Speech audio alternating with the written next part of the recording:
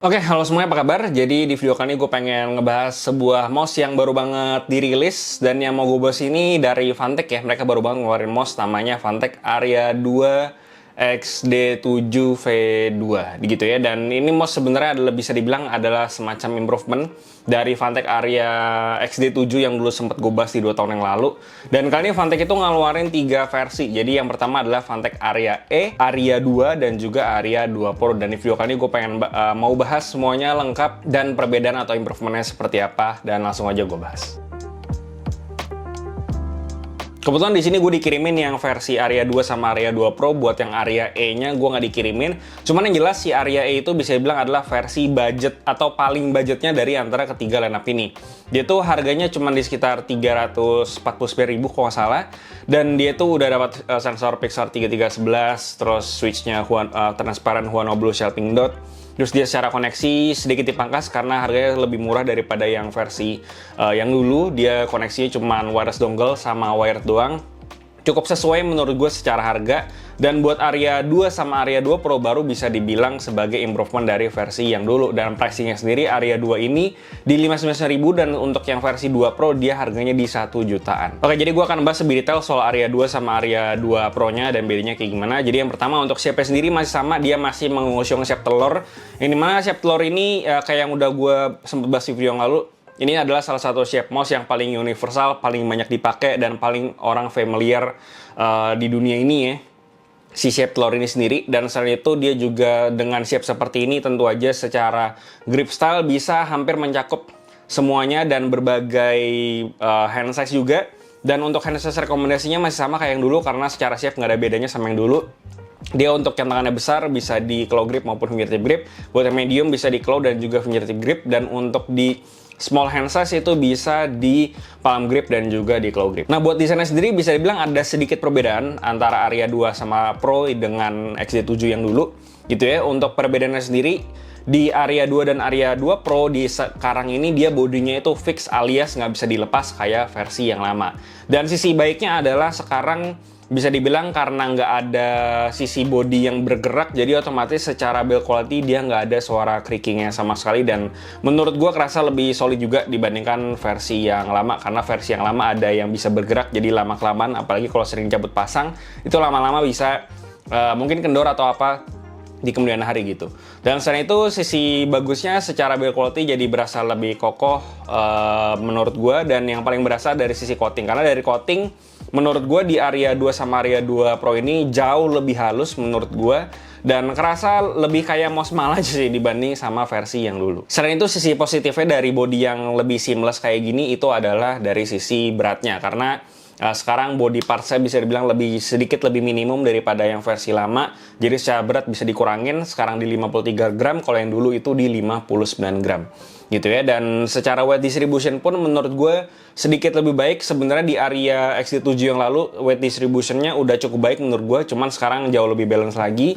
Jadi ya it's a good thing aja sih. Buat paket pembeliannya kurang lebih udah cukup lengkap. Dia dapat ekstra 2 jenis mouse fit ya, yang bulat-bulat sama yang kotak-kotak. Dan selain itu ada dapat ekstra grip tape juga kalau kalian pengen lebih grippy lagi. Meskipun bawaannya menurut gue udah nggak licin, jadi sebenarnya nggak perlu, tapi kalau perlu ya silahkan bisa dipakai. Dapat kabel sama dapat dongle.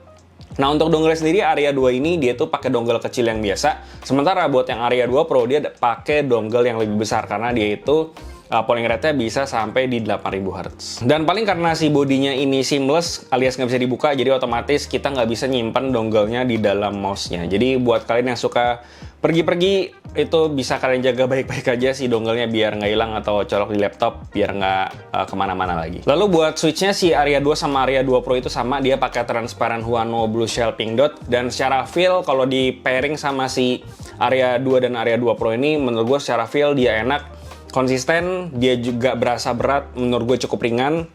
Terus juga pre-travel sama post-travelnya juga minim kalau dibandingkan sama yang dulu. Jujur gue nggak tahu sih yang versi yang lamanya kalau pas pertama kali datang kayak gimana. Cuman karena ini punya gue udah lama, jadi dia udah lumayan berasa, mouse click-nya tuh udah lumayan wobble. Tapi setidaknya di Aria 2 sama Aria 2 Pro ini gue udah pakai sekitar beberapa hari sih, dia nggak berasa wobble sama sekali dan cukup enak menurut gue secara switch-nya.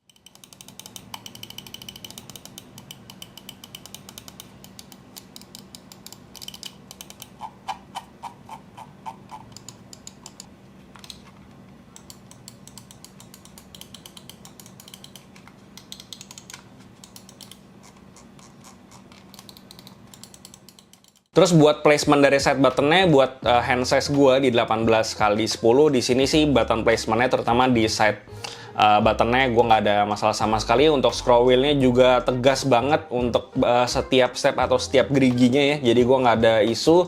Overall dari segi button, scroll wheel dan juga set button semuanya nggak ada masalah. Lalu buat koneksinya, si Aria 2 sama si Aria 2 Pro dia bisa dongle Bluetooth sama wired. Untuk dongle-nya sendiri, si editor gue udah cobain di setupnya dia pakai dua jenis dongle yang berbeda. Dengan si Aria 2 sama Aria 2 Pro ini dia nggak ada masalah intervensi sinyal sama sekali, jadi harusnya udah cukup aman. Dan performa wirelessnya kurang lebih kayak biasa, udah kayak kabel, jadi nggak perlu worry soal delay-delayan dan segala macam. Terus untuk sensornya juga masih sama kayak dulu, dia masih pakai sensor Pixar 3395 yang dimana dia punya maksimum akselerasi di 50G dan tracking speednya di 650 inch per detik. Jadi sensornya udah kenceng sama kayak yang dulu, jadi secara performa dia tracking akurasinya udah bagus-bagus aja. Udah nggak perlu worry soal main game, spin out juga nggak ada, udah dicobain di mousepad Pulsar Rias 2, dicobain di Cordura, sama di Desmet biasa pun juga udah dites. LOD-nya oke-oke aja gitu ya. Dan ya secara overall performa nggak perlu dipusingin lagi. Paling bedanya sensornya antara Aria 2 sama Aria 2 Pro itu adalah dari sisi polling rate. Kalau di Aria 2 ini cuman bisa di 1000 Hz, sementara di Aria 2 Pro dia bisa di 8000 Hz polling rate. Nah, buat bedanya kayak gimana, sebenarnya gue udah sering banget bahas di video-video gue yang lalu yang MOS lebih dari 1000 Hz. Intinya secara perbedaan tentunya ada, pasti ada, cuman bedanya menurut gue sangat kecil dan cenderung udah nggak bisa dirasain lagi gitu ya. Jadi baik lagi, ini mungkin lebih ke preferensi aja. Kalau kalian pengen ngerasain, kalian belum pernah nyobain mouse 8000 Hz atau di atas 1000 Hz, ya menurut gue boleh-boleh aja kalian cobain. Dan menurut gue fitur 8000 Hz ini lebih ke fitur yang nice to have aja sih. Dan perlu di note juga kalau kita pakai polling rate yang lebih gede, otomatis baterai consumption-nya bakalan lebih besar juga daripada pakai polling rate yang lebih rendah. Dan buat software-nya kurang lebih kayak gini, udah standar banget sebagai fitur software mouse pada umumnya lah ya. Udah bisa ganti button, makro, polling rate, semuanya bisa diatur-atur, DPI bisa diganti-ganti lo sini, semua fitur basicnya udah ada, jadi gua nggak bakal bahas lebih panjang. Paling di sini bakal lebih bagus lagi kalau misalkan softwarenya itu bisa jadi satu hub doang. Karena si Aria 2 sama Aria 2 Pro itu menggunakan dua software yang berbeda. Jadi ya itu dia. Kalau misalkan bisa dibikin jadi satu software doang, menurut gue bakalan lebih enak karena nggak perlu install banyak-banyak software segala. Apalagi kalau kalian misalnya mau beli dua mouse kayak gini gitu. Ya masukkan aja sih. Dan buat kesimpulannya, menurut gue improvement yang paling berasa dari Aria yang lama ke versi Aria yang baru ini, itu adalah dari segi bodinya aja sih. Karena sekarang bodinya dibikin lebih seamless, yang dimana bikin beratnya itu jadi lebih efisien. Dan secara build quality juga improve karena nggak ada moving parts-nya dan berpengaruh juga ke mouse click-nya. Jadi lebih konsisten aja menurut gue. Dan selain itu sisanya menurut gue kurang lebih hampir sama kayak yang versi yang dulu. Mulai dari sensor, mulai dari switch-nya itu udah pakai yang sama kayak di yang dulu. Dan yang di dulu pun secara performa sensor, secara mouse click enak-enak aja. Dan bagusnya adalah dibawa lagi ke sini karena nggak perlu memperbaiki yang tidak salah kan gitu ya. Dan selain itu bagusnya lagi ya karena sekarang ada 3 varian dengan 3 harga yang berbeda juga. Kalau kalian memang nyari mouse dengan budget yang terjangkau di 300 ribuan, kalian bisa cobain Phanteks Aria E yang dimana punya performa sensor yang cukup decent tapi punya koneksi yang wireless udah, dan juga dia juga punya shape yang universal. Kalian nggak perlu ragu ini bakal cocok sama kalian atau enggak. Dan kalau kalian butuh performa yang lebih bagus lagi buat main game, performa paling mentok gitu ya, kalian bisa cobain ke Aria 2 yang biasa. Dan kalau kalian baik lagi pengen cobain yang 8000 Hz, bisa cobain yang versi Aria 2 Pro nya. Dan ya gue rasa itu aja videonya, harusnya nggak panjang yang kali ini ya, karena ini mouse udah pernah gue bahas, jadi nggak akan gue bahas lebih detail lagi. Dan ya gue rasa itu aja yang bisa gue bahas soal Phanteks Aria 2 dan juga Aria 2 Pro. Seperti biasa, kasih pendapat kalian di bawah, like dan share jika bermanfaat. Follow semua sosial media kami di IG, TikTok, join kami juga di Discord, semua link ada di bawah. Yang terakhir jangan lupa untuk subscribe. Gue dari Kren Tadi, sampai jumpa di video berikutnya.